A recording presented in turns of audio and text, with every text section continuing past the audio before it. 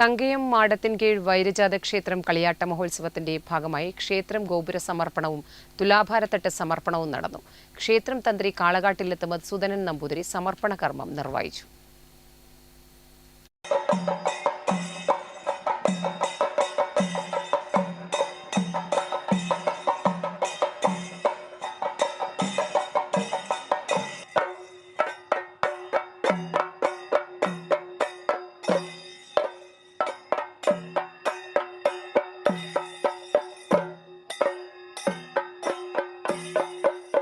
May 1 മുതൽ 7 വരെ നടക്കുന്ന തൃക്കരിപ്പൂർ തങ്കയം മാടത്തിൻകീഴ് വൈരജാത ക്ഷേത്രം കളിയാട്ട മഹോത്സവത്തിന്റെ ഭാഗമായി ക്ഷേത്രം ഗോപുരം സമർപ്പണവും തുലാഭാരത്തട്ട് സമർപ്പണവും നടന്നു. ക്ഷേത്രം വനിതാ കമ്മിറ്റിയാണ് ക്ഷേത്രത്തിലേക്ക് തുലാഭാരത്തട്ട് സമർപ്പിച്ചത്.